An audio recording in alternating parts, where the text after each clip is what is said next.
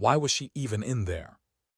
That's what every man in the room was asking, even if none of them said it out loud.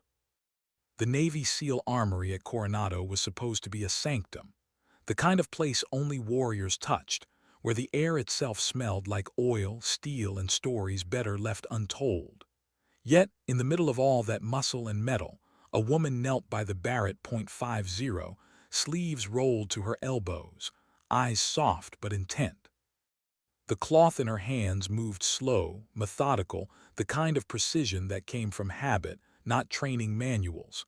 Her motions were quiet, almost reverent, like she was tending to something alive. Then came the voice, harsh enough to split the air in two. "Get your dirty hands off that weapon." The sound hit the room like a flashbang. Commander Rick Morrison's shadow filled the doorway, 6'4" of solid rank, reputation, and authority.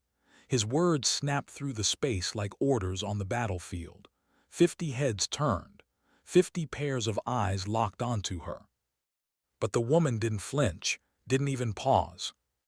Her hands kept moving.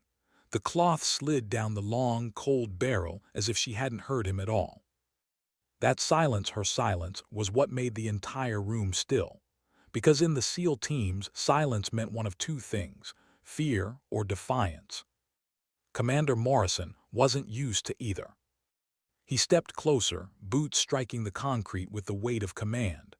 "Ma'am, you are not authorized to handle that rifle," he said, voice low now, controlled but dangerous. "This is a restricted facility, for qualified personnel only." Only then did she look up.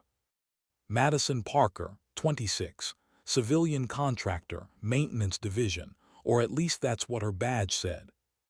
Her hazel eyes met his, calm, unblinking, and for one breath Morrison hesitated. There was something strange in her stare, something he couldn't read. Not fear, not guilt, just quiet certainty.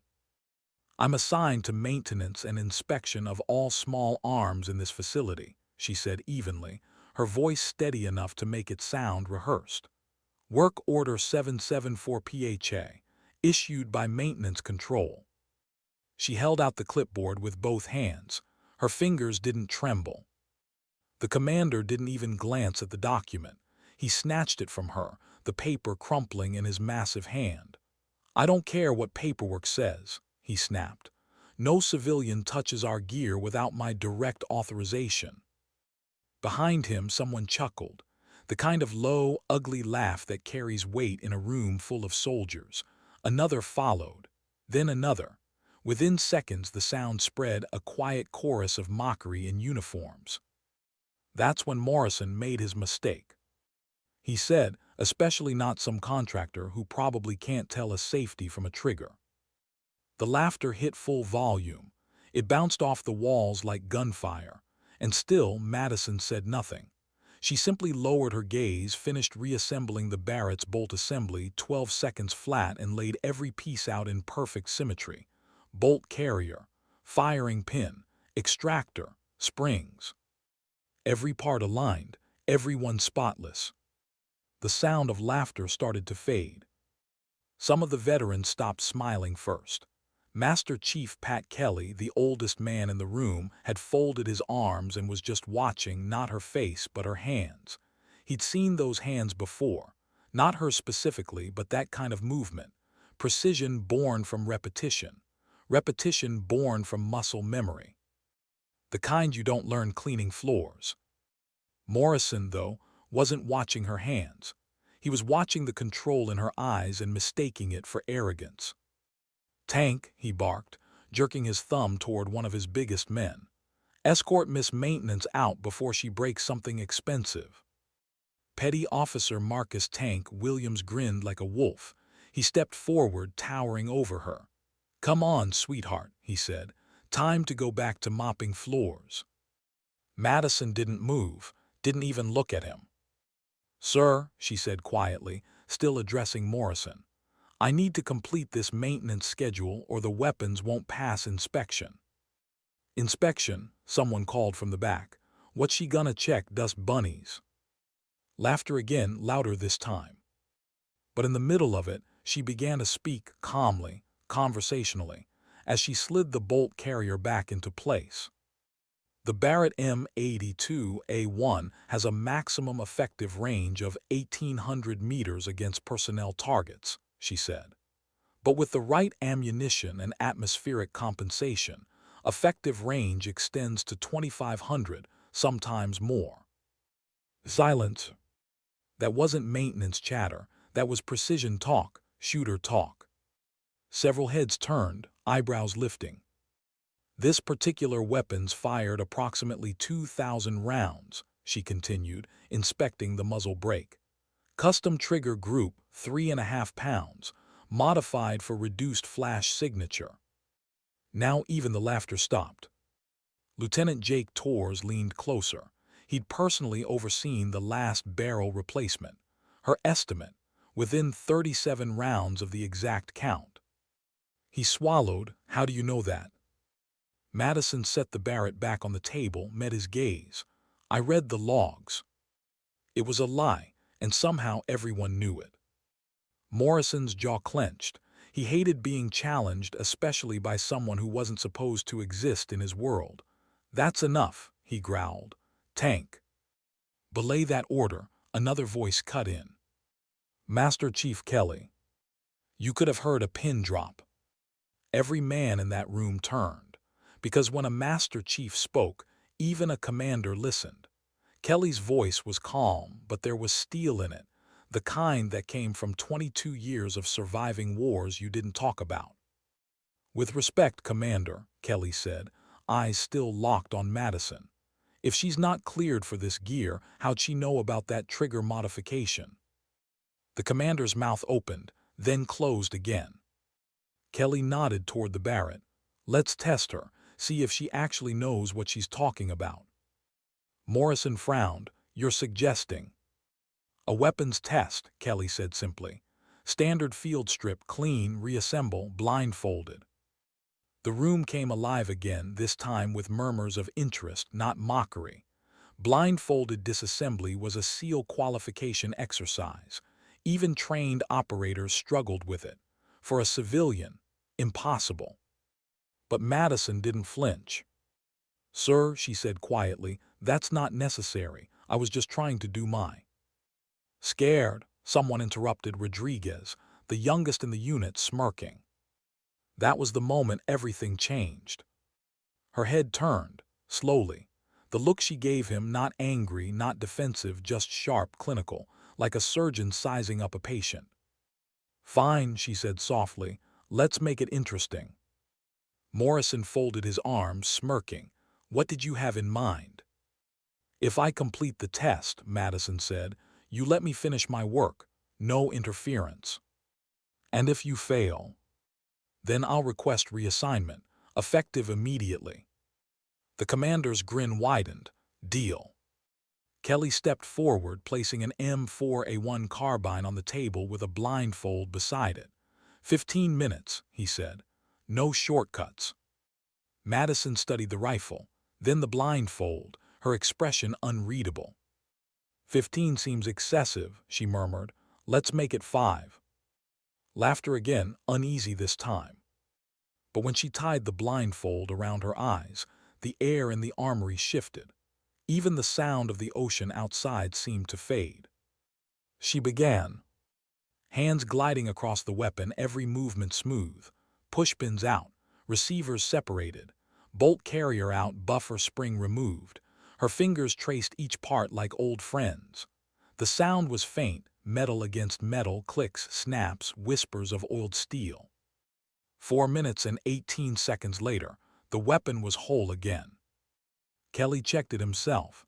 Function test, trigger, safety, bolt, perfect. Cleaner than it had been before. The silence that followed was total. Then someone whispered, "Holy hell." She didn't smile, didn't gloat, just collected her tools again, quiet as before. Torres finally spoke, breaking the silence. "Where'd you learn that?"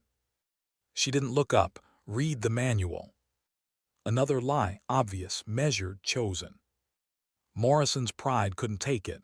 "You think this makes you a warrior," he said sharply. "I never claimed to be one," she answered. I fix things, keep them running. Maybe, Morrison said, stepping closer. Or maybe you're something else entirely. Her jaw tightened, but her voice stayed soft. Some of us had different childhoods, Commander. For a moment, no one breathed. Then the crowd split as Chief Warrant Officer Lisa Thompson stepped forward, the only other woman in the room. Her expression was sharp, competitive. "This is ridiculous," Lisa said. "So she can clean a rifle fast. My grandmother could do that with practice." Madison met her eyes, calm as ever. "You're right, it doesn't mean anything." She turned to leave. But Kelly's voice stopped her. "Actually," he said, "I think it means quite a lot." Every gaze shifted to him again. "In 22 years," Kelly said, "I've seen every kind of operator. I've never seen that before.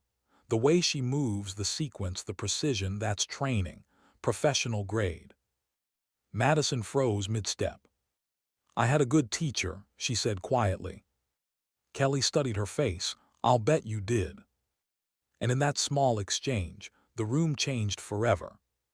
Because in the silence that followed, every SEAL there began to understand. This woman wasn't who she said she was. And whatever she was hiding, it was something far bigger than any of them had imagined. But there was something she hadn't told them. Not yet. What made her agree to it? That question hung in the air as Madison followed the group out of the armory. No one spoke. No one laughed. 50 elite soldiers moved in silence through the concrete corridors toward the range, and she walked among them, small, quiet, invisible in her faded coveralls. But for the first time that morning, they weren't ignoring her. They were watching her. Out past the armory, the Pacific shimmered beyond the chain-link fence. The wind carried the sharp scent of salt and metal. The firing range stretched wide and empty, a controlled battlefield where skill replaced chaos. Targets waited like distant ghosts. Madison adjusted her gloves, saying nothing. The men whispered among themselves, their voices low but not low enough. 5 rounds, 800 meters. She's gonna choke. She won't even hit paper. Morrison led the group, every step heavy with command presence. Kelly walked beside him, eyes narrowed in thought. Lieutenant Jake Torres trailed a few paces back, his gaze fixed on Madison, studying her body language, the calmness that shouldn't exist in someone about to humiliate herself before an entire SEAL team. But it wasn't calmness, it was stillness, like the eye of a storm. When they reached the firing line, the sunlight hit her face. She squinted slightly, then kneeled, setting down the rifle case and ammo box the Master Chief had handed her. The weapon inside was familiar, the M24 sniper weapon system, the kind used by elite units for long-range precision. Kelly's voice carried across the concrete. Standard course of fire, 5 rounds, 800 meters, prone position. No wind calls, need at least 4 hits in the black to qualify. Madison didn't reply, she just nodded once. She opened the rifle case. The M24 gleamed black steel, matte barrel, custom optics. She checked the bore with the practiced eye of someone who'd done it too many times to count. Then she adjusted the bipod, set the rifle down, and positioned herself on the mat. From behind, someone muttered, "She looks like she's done this before." Kelly caught the voice but said nothing. He was wondering the same thing. "Shooter ready," he called. Madison settled her cheek on the stock, adjusted the magnification, and breathed once, deep and slow. Through her scope, the target came into focus. A white disc with a black center, nearly invisible to the naked eye 800 meters away. She could see the shimmer of heat rising from the sand, the faint twitch of the flag in the crosswind. Her mind began to calculate temperature, humidity, air density. Her breathing slowed. Then silence. The kind that comes right before thunder. The first shot broke. The rifle's recoil pushed gently into her shoulder, the sound echoing off the range walls. Through the scope she watched the bullet fly true, A clean, centered strike just outside the bull's. Hit, Kelly called, 9.2. A murmur rippled through the group. Morrison's jaw tightened. Fluke, he muttered. Madison reloaded. Her hands moved without hesitation, bolt up, pull back, forward, down, steady. She exhaled and fired again. The second shot came quicker. The impact hit the inner ring of the bull's. Hit 9.7, Kelly announced. The murmurs grew louder now, disbelief mixed with curiosity. Morrison's smirk faltered. Torres couldn't take his eyes off her. He'd seen hundreds of shooters, but never anyone like this. She wasn't reacting to her own success. No adrenaline, no pride, just that same quiet focus. Like this wasn't performance, it was muscle memory. She waited longer before the third shot. The wind shifted slightly, her fingers adjusted the scope dial without looking. Her breathing became shallow, steady. Then the shot. Hit 10.0, center target. Now there was silence. Morrison stepped forward, eyes narrowing at the digital readout. He tapped the screen, as if trying to disprove what it displayed. This can't be right, the system's off. It's working fine, the technician replied. 3 for 3, one of them perfect. Madison cycled the bolt again. Her body barely moved, no wasted effort, no visible emotion. She was somewhere else now, somewhere far from this range, these men, this sunlight, somewhere colder. Fourth shot.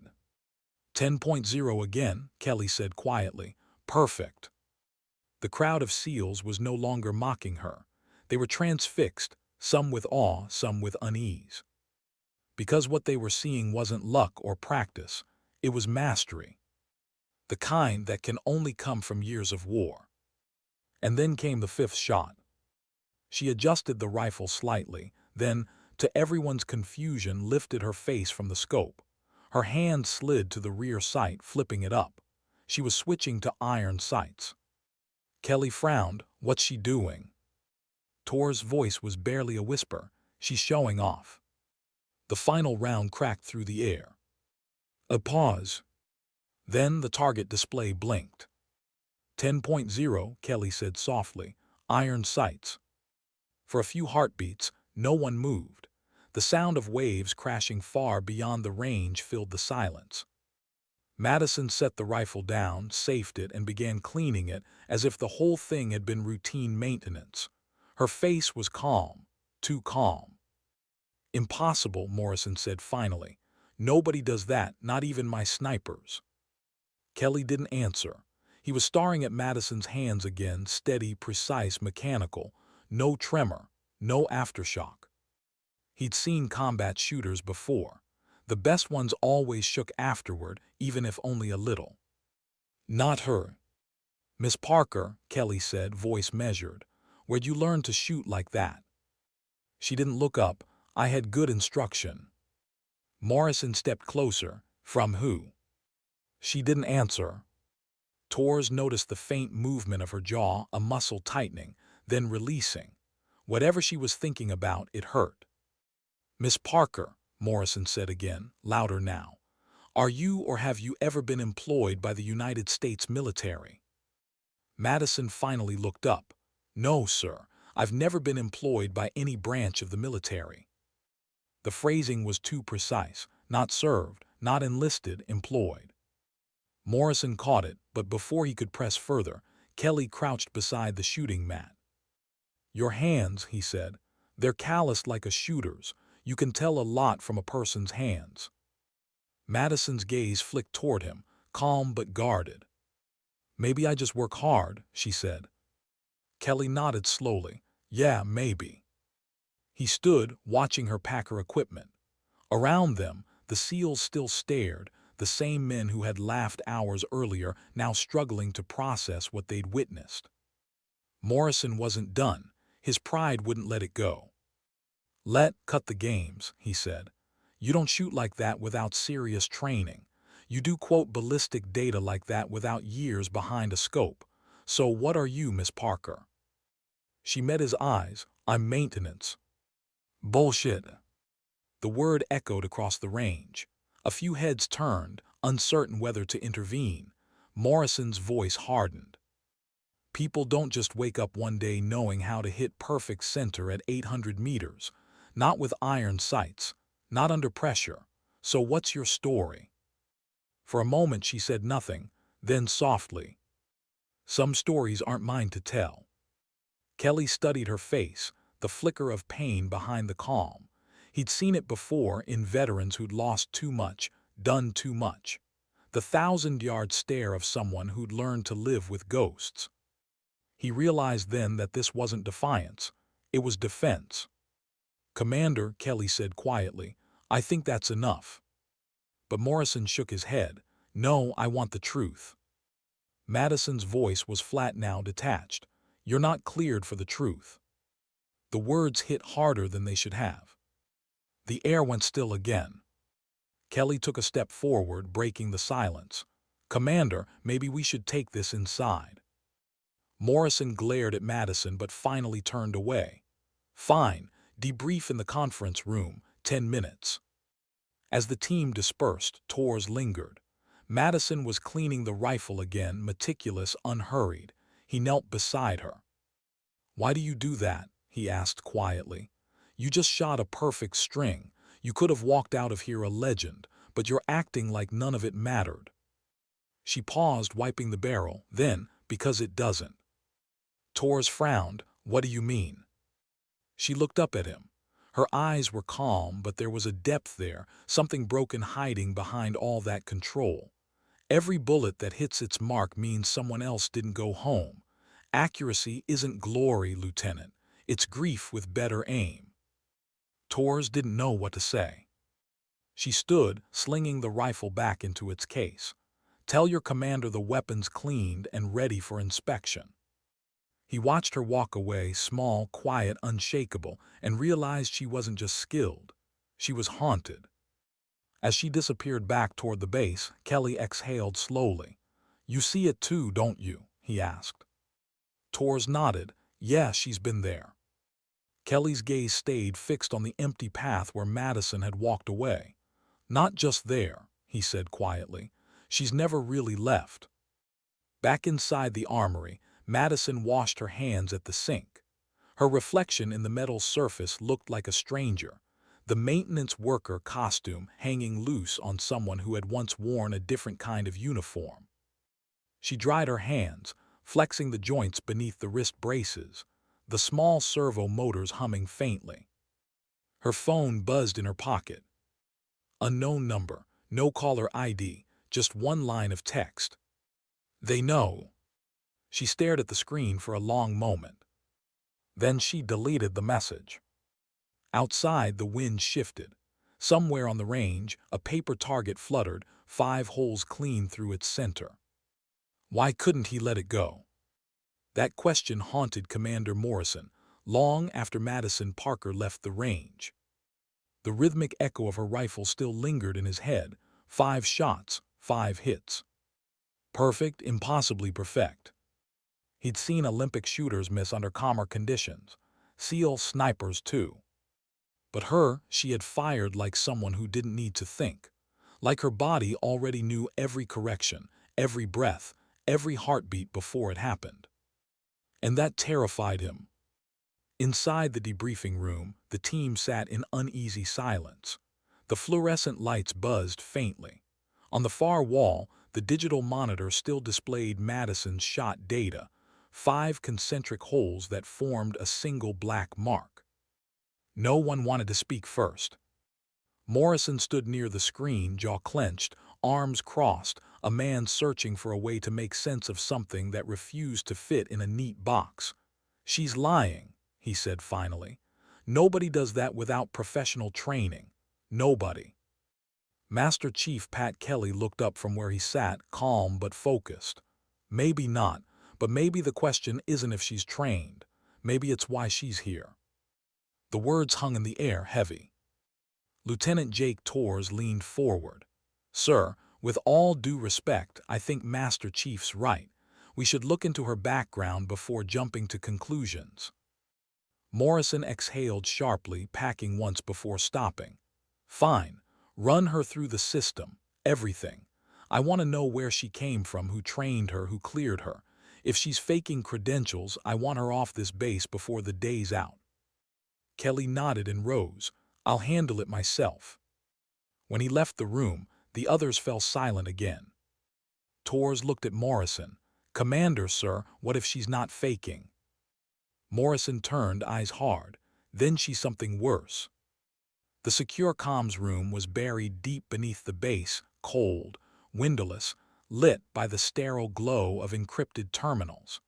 Kelly logged in with his highest clearance codes, his weathered fingers moving with the calm precision of experience. He entered her data, Parker Madison Lee, civilian contractor, maintenance division. The first page came up immediately. Everything looked clean, spotless background, no criminal record, no anomalies. Just another civilian with technical certifications and steady employment. But Kelly's instincts were sharper than most databases. He dug deeper, accessing interdepartmental cross-references. The screen flickered once, twice, before lines of red text appeared across the display. Access DENIED. Classification level restricted. Clearance insufficient. Contact National Security Advisor 4 override. Kelly froze. He'd seen red alerts before, top-secret projects, black ops missions, off-the-books intelligence briefings, but never attached to a civilian contractor. Never like this. He tried again, rerouting through Naval Intelligence Archives. Another lockout. Then he switched to biometric cross-verification, running Madison's fingerprints through secure federal databases. A single result came back. Match found, classified personnel file. Status deceased. Cause KIA Afghanistan 2021. No further data available. Kelly stared at the screen. His hand trembled slightly, not from fear, but from the cold recognition of what this meant. According to the government, Madison Parker had died 3 years ago. He leaned back, exhaling slowly. Jesus Christ. He ran the scan again. Same result, deceased, KIA, record sealed by executive order. Which meant whoever she really was, whatever she'd done, it was big enough that someone in Washington wanted it buried forever. Kelly closed his terminal and locked the file. Then he went to find Commander Morrison. The conference room felt smaller when Kelly returned. Morrison, Torres, and a handful of senior team members waiting inside. He set his folder down but didn't open it. His expression told them everything before he spoke. "We've got a problem," Kelly said. Morrison straightened. "What kind of problem?" "The kind that gets people court-martialed if they ask the wrong questions." That got everyone's attention. Kelly switched on the secure display, entering a code string that made Torres blink. Even as a lieutenant, he'd never seen a clearance that high. The screen came to life, lines of data scrolling fast until one page froze in place. A grainy photo, a younger Madison in desert fatigues, rifle in hand. Her eyes were the same, calm, distant, alive and dead all at once. Morrison stared. "What the hell is this?" "Her real file," Kelly said. "Or what's left of it. I had to access through Joint Command clearance. Everything else is locked tighter than Fort Meade." He read aloud from the report. Operational CALLSIGN, Angel of Death. Agency, CIA Special ACTIVITIES Division. Confirmed kills, 47. Longest confirmed shot, 3,347 meters. Status, retired classified. Posthumously KIA, Afghanistan 2021. The silence that followed was thick enough to choke on. Morrison stepped back from the screen, eyes wide. "That's impossible. She's standing in my armory right now." Kelly nodded grimly. "Yeah, which means either her death was faked or the records were." Torres leaned forward, studying the picture. "Sir, look at the gear. That's the same wrist rig she wears. Carbon fiber stabilizers. Those weren't standard issue for anyone except Tier 1 assets. Morrison rubbed his face, the reality sinking in. So you're telling me we humiliated one of the agency's top operatives in front of the entire team? Kelly's voice was low, one of the best shooters this country's ever produced. Torres shook his head slowly. Angel of Death, he repeated softly. I've read about her. She had the record 3,347 meters, longest confirmed sniper kill in U.S. history. Yeah, Kelly said. And her team, killed in something called Operation Nightfall. File says she was the sole survivor, then she disappeared. Morrison sat heavily, his voice almost a whisper now. And we brought her back to life, just to tear her apart. No one spoke for a long time. When the door finally opened, Captain William Anderson walked in, the base commander himself. His gray hair and lined face carried the kind of authority that made rooms straighten before he said a word. "Gentlemen," he began quietly, "we need to talk about your maintenance contractor." Kelly exchanged a quick glance with Morrison. The captain continued, walking toward the display. "I've been briefed," Anderson said. "I've seen the same files, and before you ask, no, you weren't supposed to. Those records are sealed by presidential order. Even I had to go through Langley to access them." He looked at Morrison. "You understand what this means?" Morrison swallowed. "That we've made a serious mistake." Anderson nodded. "Angel of Death, 6 years in the field. Afghanistan, Syria, Yemen, places that don't exist on maps. She was part of black cell operations, surgical elimination units, targets high enough to shift the balance of wars." Torres exhaled. "What happened to her?" Anderson's gaze hardened. "Operation Nightfall, 2021, classified mission. Her entire team wiped out in an ambush. Intel failure, some say betrayal. She was extracted after 3 days of evasion, refused redeployment, diagnosed with severe PTSD, survivor's guilt. She walked away or tried to. Agency buried her file, gave her a new identity, let her fade into civilian life." He paused. "Until this morning." The weight of it settled in the room like lead. 50 men had watched her get humiliated, doubted, threatened. A legend reduced to a maintenance worker. And none of them had known. Morrison sat still, eyes on the floor. "Sir," he said softly, "we treated her like a criminal." Anderson nodded slowly. "Yes, Commander, you did, and you may have undone 3 years of rehabilitation in one morning." Kelly's jaw tightened. "What do we do now?" "Find her," Anderson said, "before the agency does, because if they get to her first, she's gone one way or another." Outside, the afternoon sun was sinking, casting long shadows across the base. Madison walked alone along the pier, wind tugging at her hair. She could hear the faint sound of helicopter rotors from the training fields, the same rhythm that used to make her pulse quicken. Now, it only made her tired. She sat on a crate overlooking the water, opened her thermos, and took a slow sip of coffee gone cold. Her hands were steady, too steady. The kind of stillness that comes from habit, not peace. She thought of the range, the laughter, the silence after the final shot. The moment Morrison's face changed from contempt to confusion. She felt nothing. No triumph, no anger, just the same old emptiness that always came after perfection. "Perfection is penance," her old instructor used to say. "Every shot that lands means you learned from the last that didn't." He'd been right. And he was gone, 3 years gone. The sound of footsteps pulled her from memory. Kelly stopped a few feet away, hands in his pockets. Didn't mean to intrude. Madison didn't turn. "You're not." He hesitated. "They know now." "I figured," she said softly. Kelly sat beside her on the crate, eyes on the waves. "I read your file." "You weren't supposed to." "I know," he looked at her then, "but I needed to understand who I was talking to." Madison finally met his gaze. For the first time there was no mask, just exhaustion. "And now that you know." Kelly took a deep breath. Now I understand why you wanted to disappear. The two of them sat in silence for a long while, the sound of the ocean filling the space between words. Finally, Madison spoke. "You ever wish you died with your team?" she asked quietly. Kelly didn't answer right away.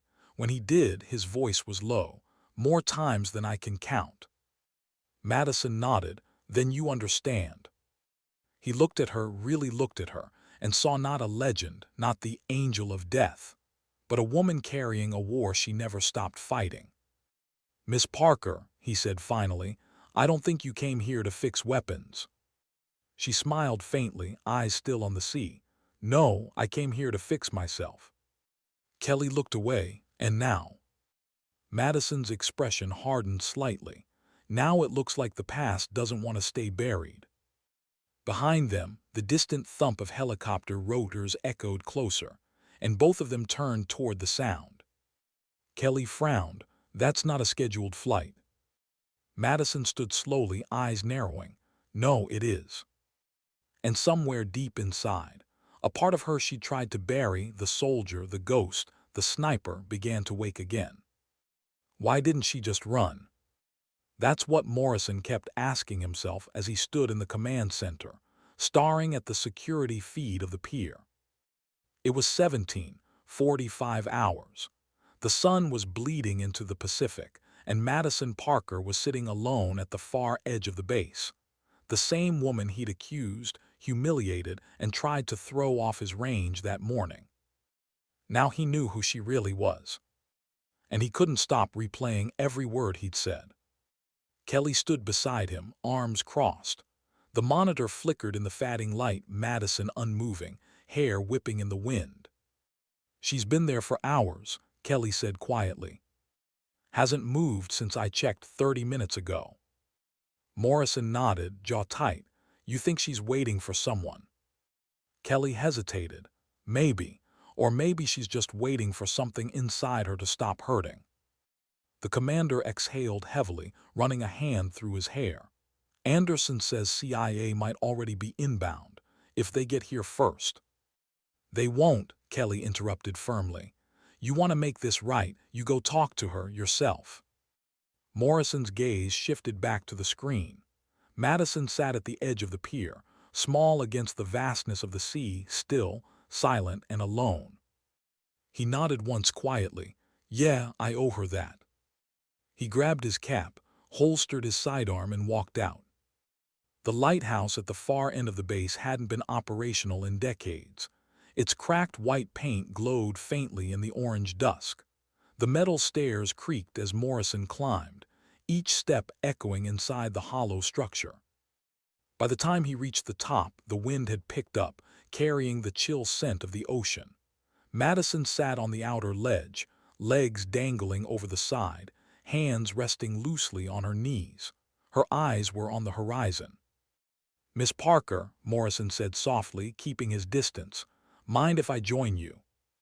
She didn't turn, but her voice carried in the wind, steady, quiet. "You're the commander. You don't need permission." "I think I do," he said, "after today." That made her glance back just a little. Her expression was unreadable, but her eyes were tired. Not the kind of tired that sleep fixed. The kind that came from years of pretending you weren't still fighting. He sat down beside her, leaving a respectful gap between them. The ocean stretched endlessly before them, dark and calm, like it was holding secrets too heavy for the sky. "I owe you an apology," Morrison began. "Actually, more than one." Madison didn't respond. The wind tugged at her hair. "I disrespected you," he continued quietly. "Doubted you, treated you like an intruder in my own house when you probably built the damn foundation I'm standing on." Still nothing. He sighed, staring out at the horizon. "Truth is, I thought I was protecting something sacred, the integrity of the team, the armory, the rules. But it turns out I was just protecting my ego." For a long time there was only the sound of the sea below them. Then, finally, Madison spoke. "You weren't wrong to question me," she said softly. "You were just wrong about why." Morrison looked at her, brow furrowed. Meaning. She turned her head, meeting his gaze. I am dangerous, Commander, just not in the way you thought. The words landed heavy between them. Morrison leaned forward, elbows on his knees. You've been through hell, haven't you? Madison smiled faintly, but it wasn't joy. We all go through hell, some of us just never make it out. He hesitated. Your file said you lost your entire team. Nightfall. The name froze her expression. She looked back toward the water, eyes unfocused. Don't say that name. I need to understand, he said gently. How does someone like you end up here, cleaning rifles for men who don't deserve to breathe the same air? She laughed under her breath, a dry, hollow sound. Because I'm tired, Commander, tired of being the angel of death. The title felt wrong in the open air, almost profane. They called me that because I never missed, she said. 3,347 meters, longest confirmed shot in U.S. history. You know what they never tell you. You don't get a medal for that. You get silence and ghosts. She looked down at her hands. The faint scars on her wrists caught the dying light. When my team was ambushed in Helmand, we were 6 operators deep. I was overwatch. I saw it happen through the scope one by one. Couldn't reach them in time. Couldn't save them. I made the shots I could. And when it was over, there was nothing left but smoke and blood and the sound of my own breathing. Her voice cracked just once, barely audible, but it cracked. I survived, she whispered, and that was my punishment. Morrison's throat tightened. He'd seen grief before, the kind that burrows deep, reshaping everything it touches. But this was different. This was a woman carrying her dead like they were still marching beside her. You did what you had to do, he said quietly. No, she said. I did what I was trained to do. There's a difference. For a while, neither spoke. The wind was the only thing moving, carrying the smell of salt and rust and memory. Finally, Morrison asked, why come here, out of all places? Because this base has ghosts too, she said simply. I thought if I kept something working, rifles, optics, machines, maybe I could fix the parts of myself that broke with them. He nodded slowly, and then today happened. Her eyes hardened. Yeah, and now it's over. What do you mean? They know, she said. The agency, they always know. The second my name gets pulled through their systems, the clock starts ticking. Morrison frowned. They wouldn't. They will, she interrupted softly. Because people like me aren't supposed to exist after we retire. We disappear for a reason. When you bury a ghost, you don't dig it back up. He wanted to argue, to tell her she was wrong, that she could stay, that she'd earned peace.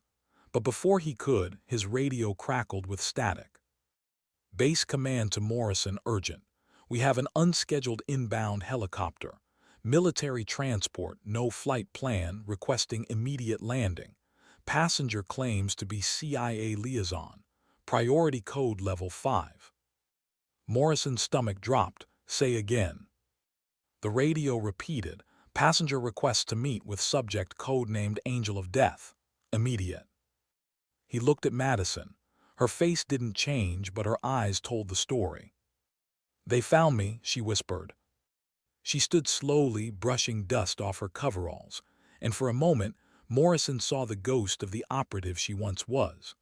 The calm posture, the controlled breath, the 1,000-yard awareness returning to her body like armor sliding back into place. Madison, he said, standing, you don't have to go with them. She looked at him with something like gratitude and maybe pity. Yes, I do. You've done your time. You've given more than anyone should. Let someone else. Someone else, she interrupted softly. Commander, there is no someone else. There never was. Her voice dropped, heavy with something older than duty. When the government builds ghosts, they don't get to stop haunting. Morrison swallowed hard. Then let me go with you. That made her pause. Why? Because I owe you that much. She shook her head gently. You don't owe me anything, Commander. You just saw me for what I used to be, not what I am. She reached into her pocket and pulled out a small, sealed envelope. The paper was worn, the edges folded, like it had been carried for years. "If something happens to me," she said, holding it out, "mail this." Morrison took it carefully. It was heavier than it looked. "What's inside?" "The truth," she said simply. "About my team, about why they died, and about what I found before I disappeared." The helicopter sound grew louder now, a rhythmic thump that vibrated through the tower's metal frame. The two of them turned toward the horizon, where the black shape of a transport helicopter cut across the dying light. "Commander," Madison said, her voice suddenly softer, "you were right to protect your team. Never stop doing that. They need a leader who remembers the cost of arrogance." He wanted to say something, anything, but the words wouldn't come. There was too much guilt tangled in his throat. She started walking toward the stairwell. "Take care of them," she said over her shoulder. "They're good men. They just forgot that respect isn't a rank." Morrison followed her down a few steps, but she stopped and turned halfway. The wind tugged at her hair, her face half shadowed by the setting sun.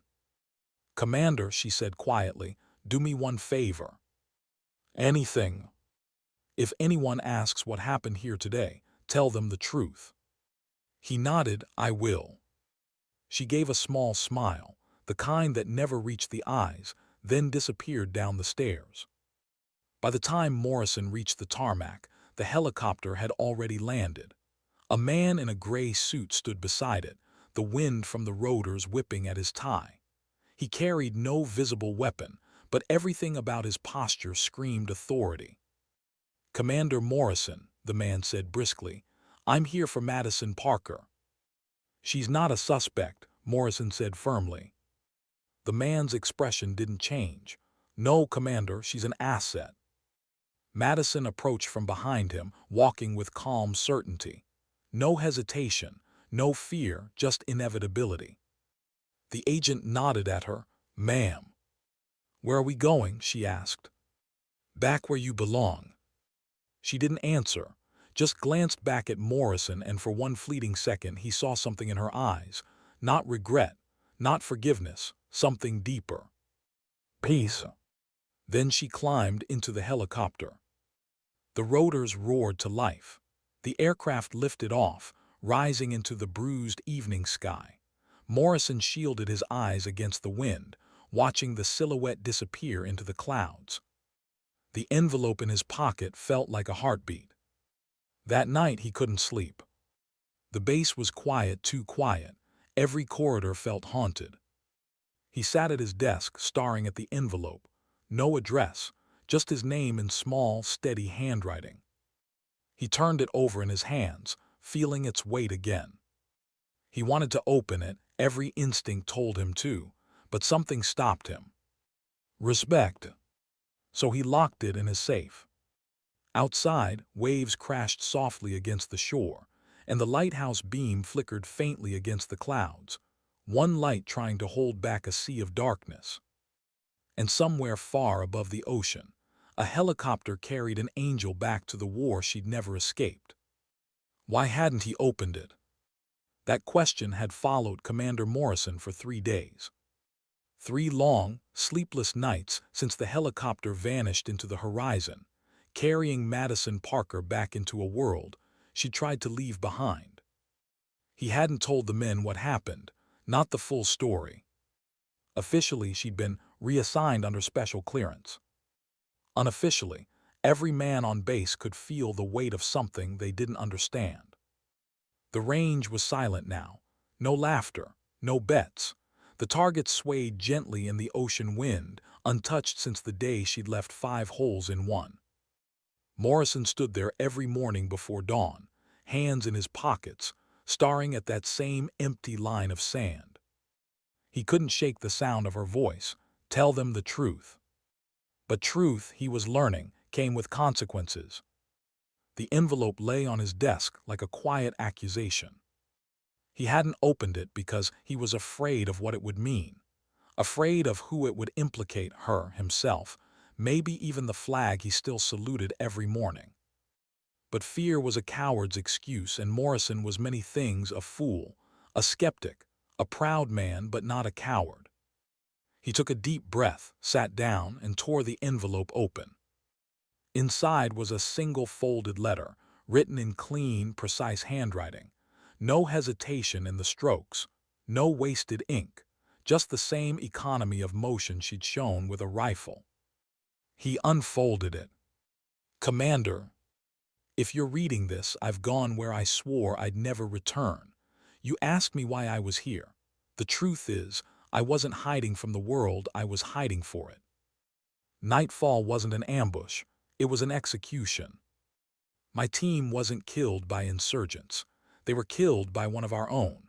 A cleanup mission gone wrong or perfectly right, depending on which side of the table you sit.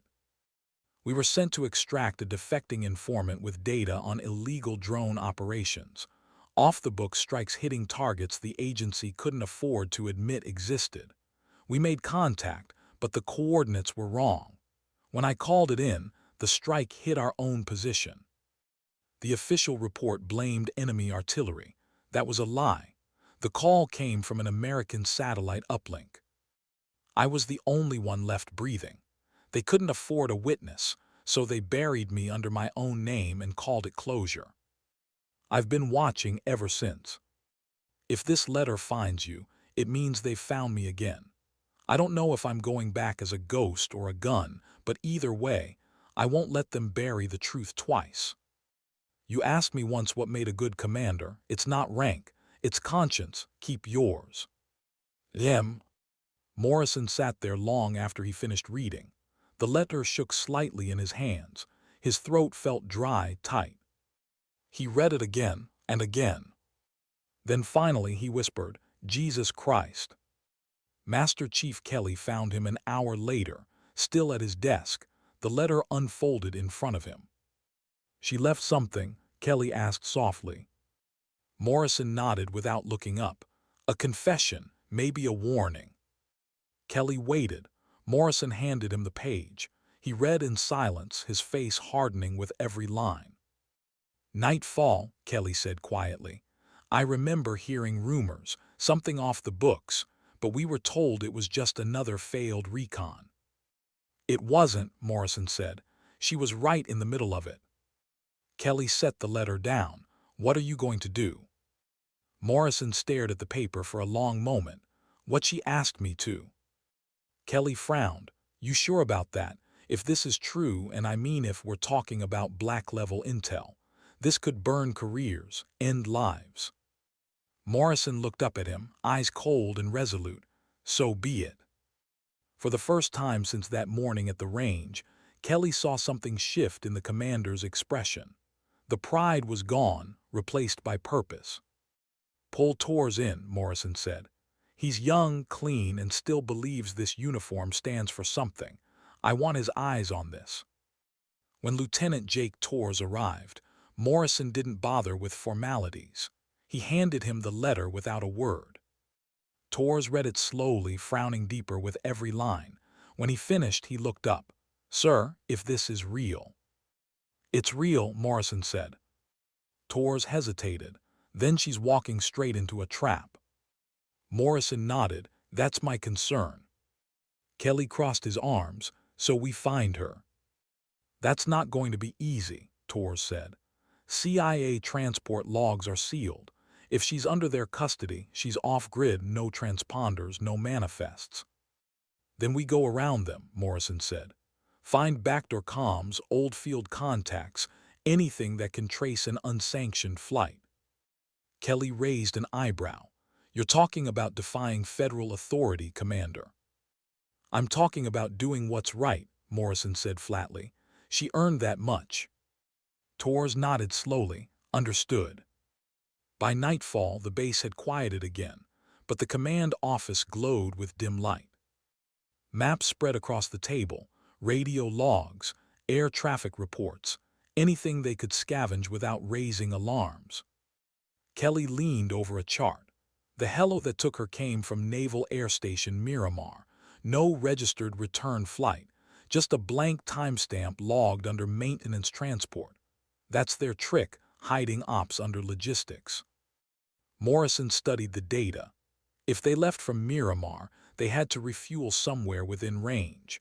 Find me any field stop or blackout zone within 500 nautical miles. Torres typed quickly, scanning digital maps. There's one, a decommissioned forward airstrip on San Clemente Island. No personnel, no flight records. Kelly looked at Morrison. That's black site territory. Morrison's jaw tightened. Then that's where we start. 2 days later, Morrison and Kelly boarded a nondescript transport under the guise of equipment inspection. Torres stayed behind, coordinating comms. Officially, they were running a logistics audit. Unofficially, they were looking for a ghost. San Clemente's old landing strip was silent when they arrived. Cracked tarmac, faded paint, the wind howling off the ocean cliffs. But there were fresh tire marks, heavy, recent. Kelly crouched, touching the ground. This was within 48 hours. Morrison scanned the horizon. She was here. They searched the perimeter. The hangar was locked, new padlocks, clean hinges. Morrison drew his sidearm, nodded at Kelly. On 3. He kicked the door open. Inside, the air was stale, dust and salt, but the center of the hangar was empty except for a single crate, military issue, unmarked. Morrison approached it slowly, then pried the lid open. Inside was her rifle. The Barrett M107A1, polished, clean, perfectly maintained. And next to it, a small piece of paper folded twice. Kelly picked it up, unfolding it carefully. Only 3 words were written. Trust the wind. Morrison stared at the note for a long moment. It's her, he said. She's alive. Kelly nodded slowly, or she was. Morrison's radio crackled. Commander, this is Torres. We've got chatter, encrypted transmission routed through Langley channels. Keywords, nightfall, asset retrieval, compromised operative. Location, Morrison demanded. Unknown, but sir, it's bad. Someone's cleaning house. Morrison looked at Kelly. They're burning her. Kelly's eyes hardened. Then we move now. Back at the base, Torres was waiting when they returned, tension sharp in his voice. They've pulled all files linked to Madison's alias, even the civilian records. It's like she never existed. Morrison sat down, the letter still in his hand. They're covering it up. Kelly nodded grimly. And if they're covering, that means she got something they didn't want out. Torres frowned. Then why leave the rifle? Why the note? Morrison looked at the words again. Trust the wind. She's telling us something. In sniper doctrine, wind's not chaos, it's guidance. You read it, trust it, adjust for it. Kelly nodded slowly. So what's she trying to guide us toward? The truth, Morrison said quietly. She always was. That night, after the others had left, Morrison sat alone in his office again. The letter lay beside the rifle log, both reminders of how deep the silence ran in this business. He replayed her words in his head. They were killed by one of our own. He thought about the way she'd flinched at the name Nightfall, the look in her eyes when she said she'd come here to fix herself. He realized then that she hadn't been running from the agency. She'd been running from the guilt of surviving them. Outside, the wind howled softly against the glass. Morrison closed his eyes, listening. Trust the wind. He reached for the comm terminal and entered a restricted channel, one reserved for top-level intelligence exchange. He typed a single message. This is Commander Morrison. I have information on Operation Nightfall and proof of internal sabotage. He hesitated only a second before hitting send. At that same hour, thousands of miles away, somewhere over desert terrain, a black unmarked transport flew under radio silence. Inside, Madison sat handcuffed, eyes closed, the vibration of the engines humming through her bones. Across from her, 2 agents in gray sat wordless, faces blank. One of them finally spoke. You really thought you could outrun it, didn't you? Madison didn't open her eyes. I wasn't running. He smirked. Then what were you doing? Waiting, she said softly. For what? She opened her eyes calm, steady. For the wind. How far could the truth travel before someone killed it? That question followed Commander Morrison as he sat in the empty operations room, watching the encrypted message send. The one that could ruin him, his career, and maybe even the lives of everyone who'd stood beside him. He didn't regret it. Not yet. The message light blinked once, then again, then turned green. Send untraceable. He leaned back slowly, staring at the ceiling. The silence of the base pressed down like pressure at the bottom of the ocean. He'd done what she asked.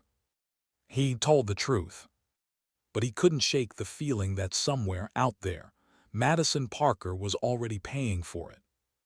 The transport plane droned through the night sky, its cabin lit by a single red bulb. The hum of the engines drowned out everything except thought. Madison sat cuffed to the steel bench, wrists raw, ankles bound. Across from her, the two CIA escorts sat like statues. One read from a tablet. The other watched her with blank precision, the kind of stillness that only came from long practice in pretending to have no conscience. She had seen that look before. She used to wear it. The plane hit a pocket of turbulence, rocking slightly. Madison felt the vibration ripple through her seat. Her wrists flexed, just enough to test the slack in the cuffs.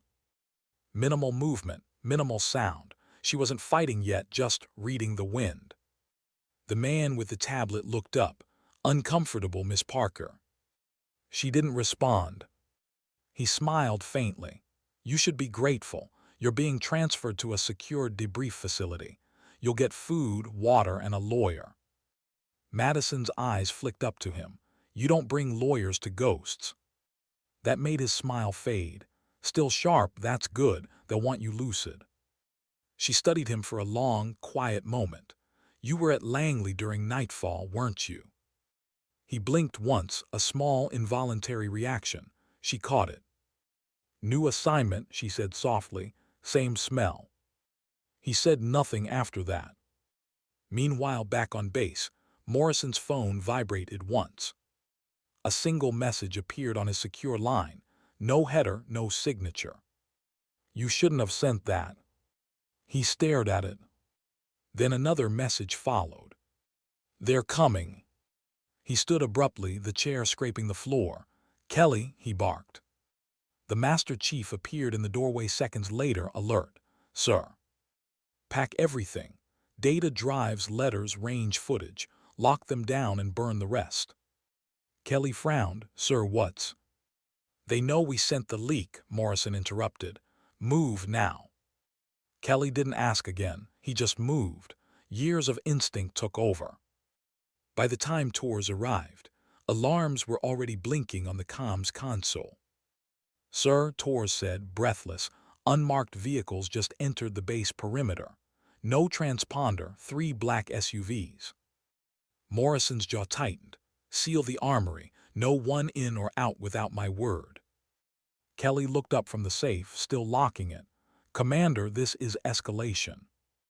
I know, Morrison said, but we're not surrendering this. Then what are we doing? Morrison stared toward the window, the reflection of the incoming headlights glinting on the glass. Finishing what she started. At 29,000 feet, the turbulence worsened. The agent across from Madison tightened his harness, muttering something about crosswinds. She noticed his grip on the buckle, right hand dominant. She noted everything. The distance to the cargo hatch, the sidearm holstered at his thigh, the key ring clipped to his vest. Her breathing slowed, not to calm herself, to time her heart rate. 1 beat every second. Like counting down to something you couldn't stop. The other agent turned toward the cockpit, shouting over the engine noise. ETA 15 minutes. Maintain altitude. Madison let her eyes drift closed. Her pulse slowed further. To anyone looking, she was meditating. But inside, every neuron in her mind was awake, mapping angles, estimating loads, calculating odds. She wasn't thinking about escape. She was thinking about survival. Two different things, one moral, one primal. Down on the base, Kelly sealed the last of the documents in a reinforced box. "Everything's in," he said. Morrison nodded. "Good, Torres." "Vehicles stopped at the main gate," Torres said. "They're showing CIA clearance and requesting immediate access." Morrison's hand went to his sidearm. "Deny entry." "Sir, that's a direct violation of federal." "I said deny entry, Lieutenant." Torres hesitated, then nodded. "Yes, sir." The radio crackled again. "Command, this is Gate 1. The visitors insist." Then silence. "Static."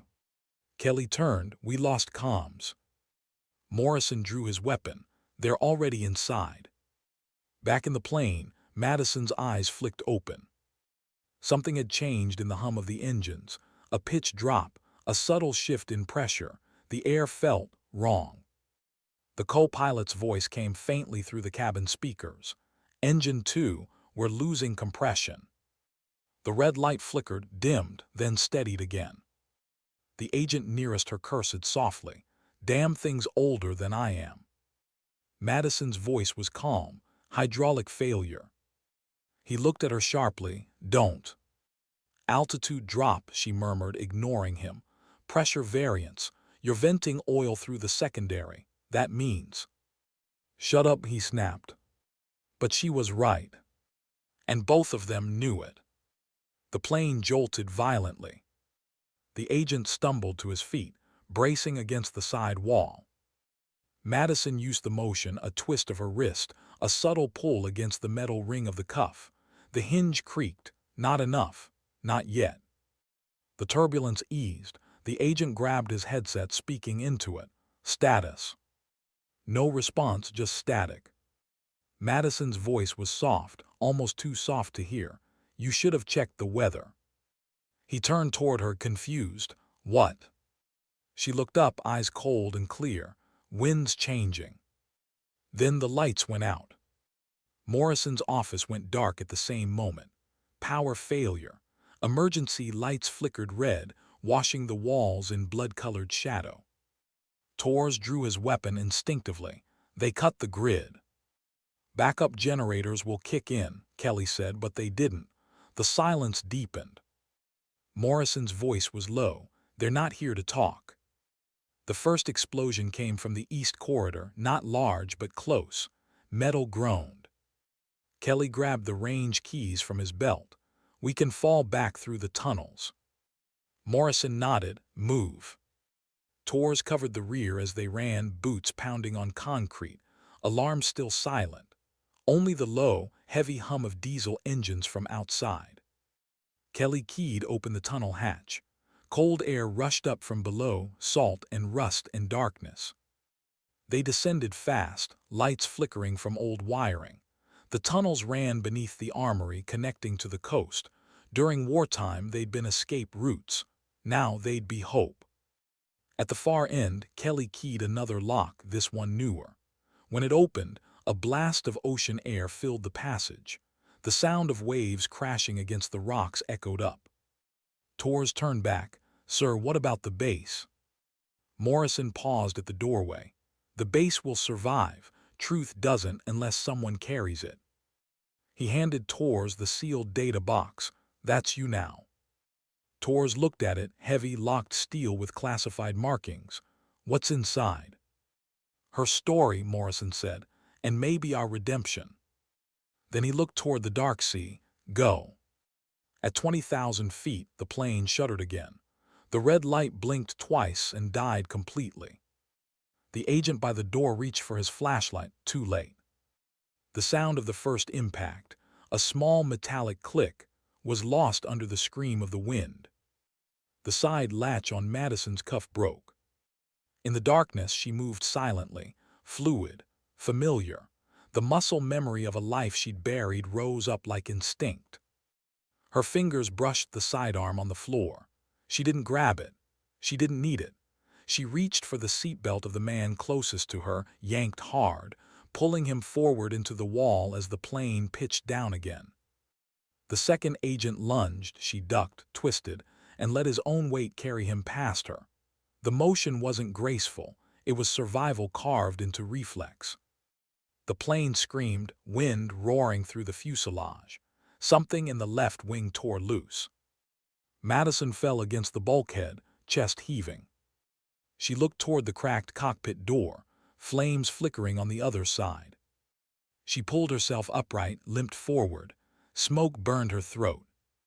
The pilot was slumped against the controls. The co-pilot was gone. Through the windshield, the night sky spun, horizon, cloud, fire. She reached for the lever, braced her body, and yanked. Cargo hatch, emergency release. The back of the plane tore open, wind howling through like a scream. She felt the world tilt, weightless, endless. Then she jumped. In the tunnels beneath the base, the ocean crashed louder, a rhythmic heartbeat echoing through stone. Torres secured the box against his chest, turning to Morrison. "What happens if we don't make it?" Morrison looked at him. "Then someone else will. Truth finds its way." Kelly looked back toward the upper tunnel. "They're coming, Commander." Morrison nodded, calm now. "Then we meet them." He drew his weapon, for her.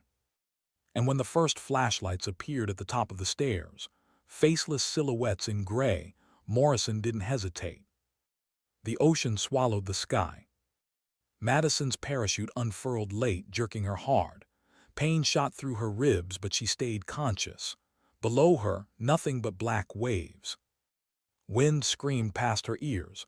Rain stung her skin. She looked down at the darkness, no horizon, no land. Maybe that was what she wanted, to disappear again, to let the sea take what the war hadn't. But then she saw it, a small light in the distance, flickering, rhythmic. A lighthouse beam. She smiled faintly through the wind. "Of course," she whispered, "trust the wind." She pulled her chute toward it. Some ghosts, it seemed, still wanted to come home.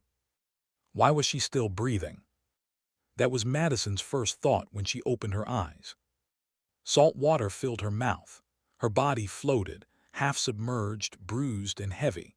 The world was silent except for the rhythm of waves and her own shallow breathing. She drifted for what felt like hours, no sense of direction, no horizon, just black water and a faint pulse of light blinking somewhere far away. The lighthouse. Each flash dragged her back from the dark. Trust the wind, she'd written. She hadn't expected it to bring her home. She rolled her body, forcing herself upright against the current. The parachute cords tangled around her legs like seaweed. She tore at them until they came loose. Her arms ached. Her ribs burned with every breath. The cold bit deep, sharp, and unrelenting, but she pushed forward, one stroke at a time. The wind was shifting, carrying her toward shore, toward that flickering beam. When her boots finally hit sand, she collapsed. The world spun. For a while she just lay there, cheek pressed against wet gravel, gasping. Every inhale was a blade. Then she heard it, distant thunder, not from the sky, from engines. Vehicles.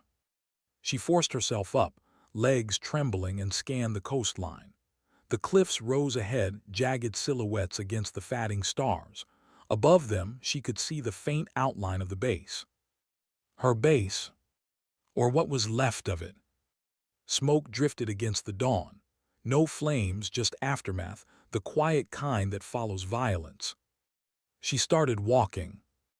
By the time Madison reached the perimeter fence, daylight had broken over the Pacific. The base was eerily still. The main gate hung open, twisted off its hinges. Tire marks crisscrossed the dirt. No guards, no sounds.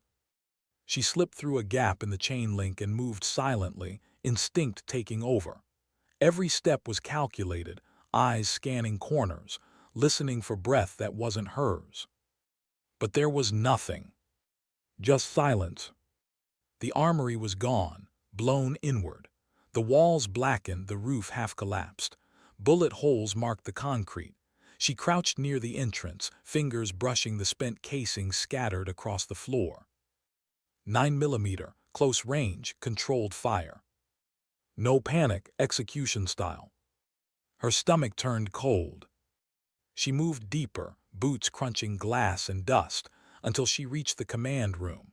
The lights flickered weakly. A smell of burned electronics lingered, ozone and memory. The first body she found was Kelly. He was slumped against the wall near the safe, weapon still in his hand. His eyes were closed, expression peaceful. One clean shot to the chest. He died facing the door, guarding it to the end. Madison knelt beside him, resting a hand lightly on his shoulder. "You didn't have to do this," she whispered. Her voice cracked on the last word. The safe behind him was open, empty. The envelope was gone. She looked around, blood trails, drag marks, scorched lines. And then a few feet away, the commander's cap, torn, scorched. She followed the blood. The trail led her to the lower tunnels. The air grew colder, heavier with salt and rust. The deeper she went, the more the walls felt alive, humming faintly with the sea's pulse beyond. Then she saw it, the faint beam of a flashlight flickering weakly on the ground. Morrison lay at the end of the tunnel, propped against the stone wall. His breathing was shallow, his uniform soaked with blood. He looked up when he heard her approach. "Madison," he rasped, "you made it." She knelt beside him, checking the wound automatically. Lower abdomen, through and through, no exit bleed. He had maybe minutes. "You shouldn't have come back," he said. "I didn't have a choice," she replied. He managed a faint smile. "That's what Kelly said." Her throat tightened. "He's gone." "I know," Morrison whispered. "He bought me time. Torres, he got out with the data. He's on the water now, heading west." She nodded. "Then it wasn't for nothing." He coughed, blood staining his lips. "They came fast. No warning, no insignia. Said it was containment protocol. I tried to stall them. Guess I stalled them just enough." Madison pressed a hand over his wound, trying to slow the bleed. "You shouldn't have sent the message." He gave a small, bitter laugh. "I told you I'd tell the truth." She looked at him, really looked, and saw a man stripped of command, pride, everything except conscience. "You did," she said softly, "and it cost you." He shook his head weakly. "Not as much as it cost you." "Don't," she said, voice trembling. "Don't make this about me." "It was always about you," he murmured. "You reminded us what we forgot, that soldiers aren't weapons. They're mirrors, and we hated what we saw in you." Tears burned her eyes. "Stop talking." He smiled faintly. "You never missed a shot, did you?" "Not the ones that mattered." "Then make this one count." She leaned closer. "What do you mean?" His hand lifted weakly, pressing a small metal drive into her palm. "Copy of the data. Torres has the rest. Take it. Expose them." She shook her head. "I can't." "You can," he whispered. "Because you already died once. They can't kill you twice." Her jaw clenched, grief and anger tangled in her chest. "I never wanted to be a martyr." "Neither did I," he said, voice fatting. "But someone has to tell the story." She tried to speak, but her throat closed. "Morrison," she whispered, "I'm sorry."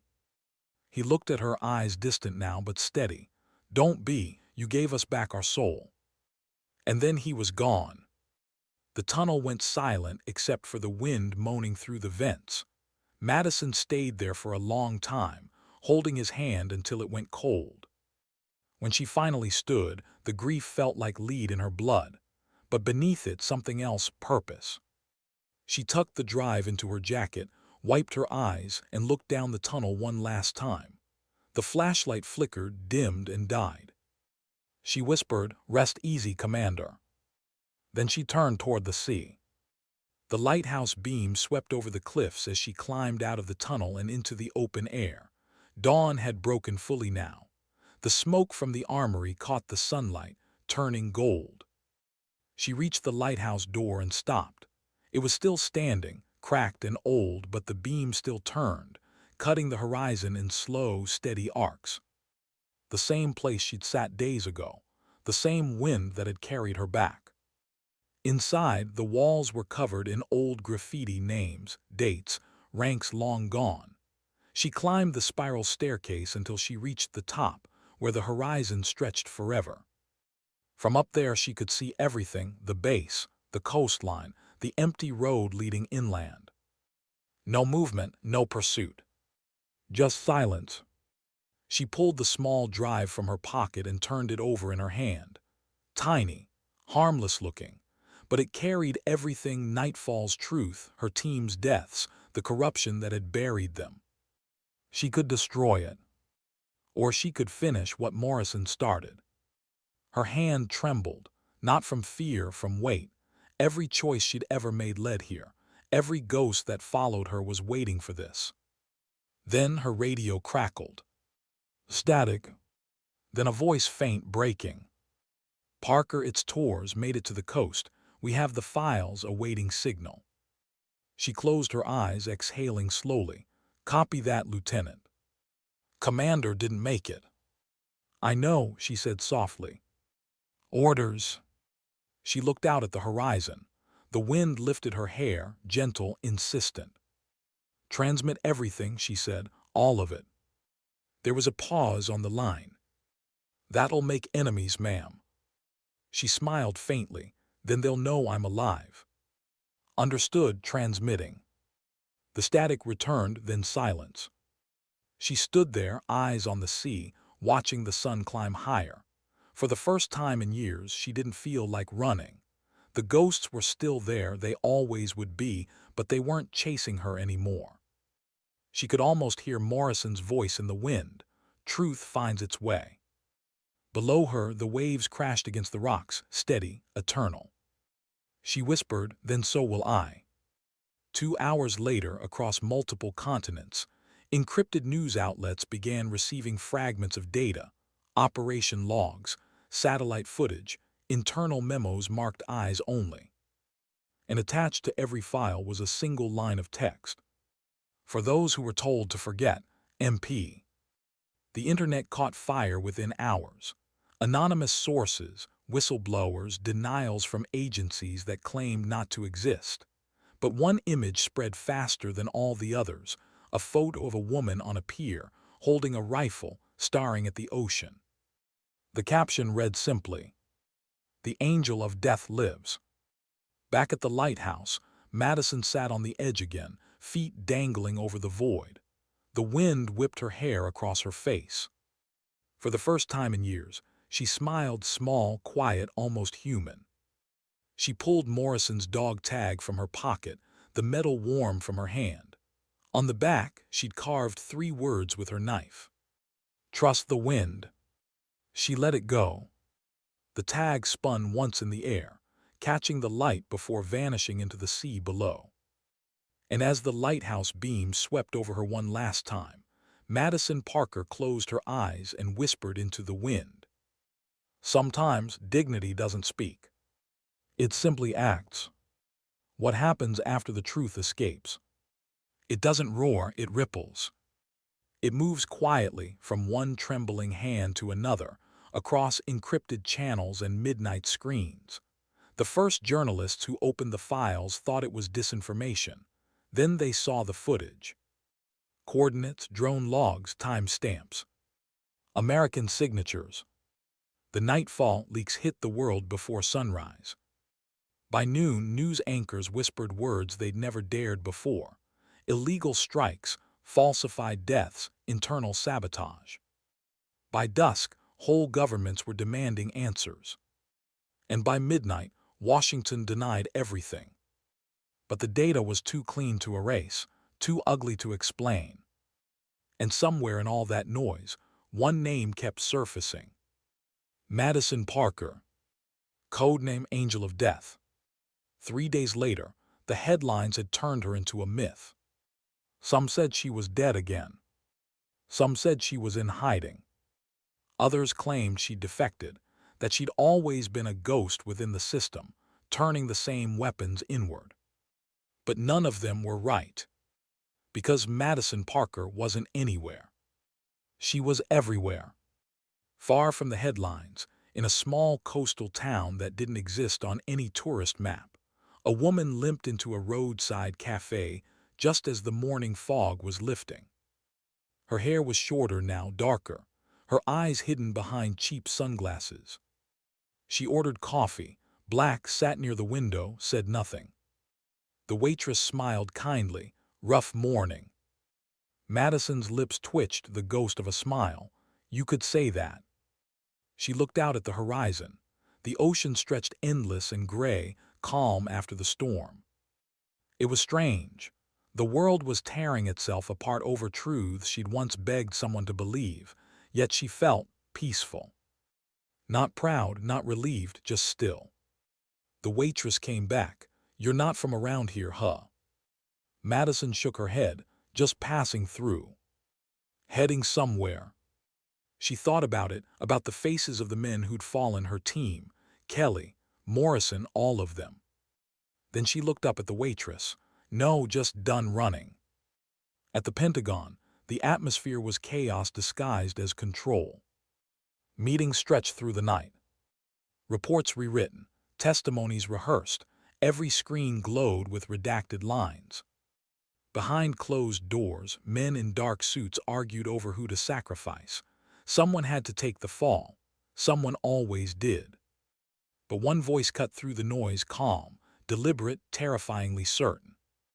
The director of special activities leaned forward and said, "We created her. Now she's the message. Containment won't stop this. We erase her completely." And with that, Madison Parker officially ceased to exist. Again. Her bank accounts erased. Her digital footprint deleted. Her past rewritten to nothing. But they'd forgotten one thing. Ghosts don't need names to haunt. Back in the cafe, Madison paid in cash and stepped outside. The fog had burned away, leaving sunlight that hurt her eyes. She pulled her jacket tighter and started walking along the pier. Her ribs still ached. The wound from the jump hadn't healed right. She could feel the scar tissue tightening when she breathed too deep. But she didn't mind. Pain was familiar, pain was proof. At the end of the pier, a boy was fishing, maybe 12, wearing an oversized hoodie. His line was tangled. He sighed, frustrated. Madison stopped beside him. Need a hand? He looked up wary, then nodded. She knelt, helping him untangle the line. You know, she said softly, the trick is to feel the tension. Don't fight it, just read it. He squinted at her, like the wind. She smiled faintly, exactly like that. He grinned. My dad says that too. Smart man, she murmured. When the line was clear, he cast it out again and the hook vanished beneath the water. The boy looked at her curiously. You sound like a soldier. Madison looked at the horizon. I used to be. You quit. She paused. No, I just stopped following orders. The boy nodded, as if that made perfect sense. You gonna stay here? She glanced at the lighthouse in the distance, faint, just a silhouette in the sun. For a while. Elsewhere, the ripples continued. A congressional inquiry began. Names whispered, contracts frozen. But for every official who denied knowing anything, another leak surfaced. It was almost surgical, timed, deliberate, unstoppable. And buried in the metadata of each drop was a simple digital signature. MP trust the wind. It drove them insane. They couldn't find her, couldn't trace her. The ghost they'd erased had become the storm that erased them. One night, weeks later, a man arrived at the same coastal town. Jake Torres, thinner now, older than his years. He walked with the look of someone who'd seen too much truth and survived too little of it. He found the cafe easily. Locals remembered the woman who sat by the window every morning. She didn't talk much, one said, but she always tipped well. Torres walked down to the pier as the sun set. The air smelled of salt and memory. He reached the end, same spot she used to sit. There on the wooden railing, carved into the surface, were 3 words. Tell their story. He touched the carving gently, exhaling. Yes, ma'am, he said softly. I will." Then he sat down, watching the waves roll in. The horizon stretched infinite, the lighthouse blinking in rhythm, the same cadence as a sniper's breath between shots. For the first time, he understood what she'd meant when she said perfection was grief with better aim. Months passed. The noise of politics faded. The world found new scandals, new distractions. But the Nightfall files remained archived across the net, copied, preserved, untouchable. And somewhere out there, a woman who shouldn't exist was still breathing. She lived quietly, small towns, back roads, rented rooms, fixing engines, repairing radios, cleaning rifles that would never fire again. Sometimes she'd walk by the sea at night and listen. The wind always carried whispers, not of ghosts but of names.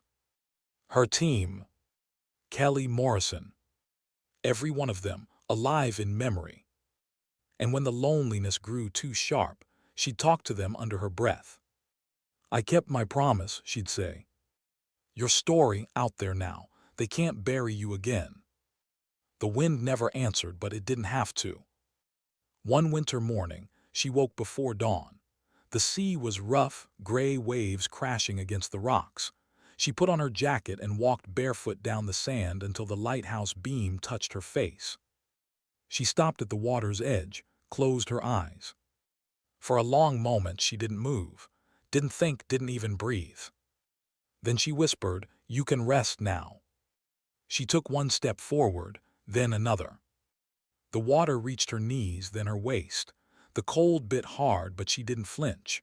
The horizon glowed faintly, a promise of light. Behind her, the world would keep spinning. The truth she'd released would keep burning holes in the dark. And maybe that was enough. Because in the end, Madison Parker didn't need statues or medals. Her legacy was quieter, heavier, carried in the hearts of those who finally remembered what integrity looked like. Days later, a fisherman found a small waterproof bag washed ashore a few miles north. Inside was a single dog tag. William Morrison. In a flash drive. Its label read only 2 words, "For history."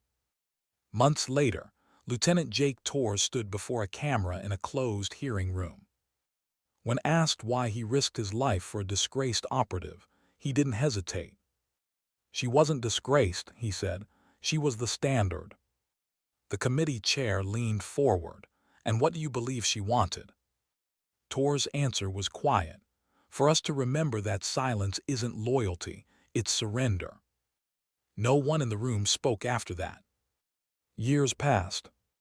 The lighthouse still turned. The base was rebuilt. A plaque stood at its gates, no names, no ranks, just an inscription. For those who carried truth through fire and wind, and never let it die. Sometimes on calm nights, the watchmen swore they saw a woman standing on the cliffs, dark hair caught in the wind, eyes on the sea. She never stayed long. Just long enough to make them believe in ghosts again. And somewhere in that wind, if you listened closely, you could almost hear her voice, soft, steady, unbroken. Sometimes, the hardest war is learning to live after the battle. And sometimes, dignity doesn't speak. It simply acts. Then the beam of the lighthouse swept past. And she was gone. But her story, her truth, remained, forever carried by the wind.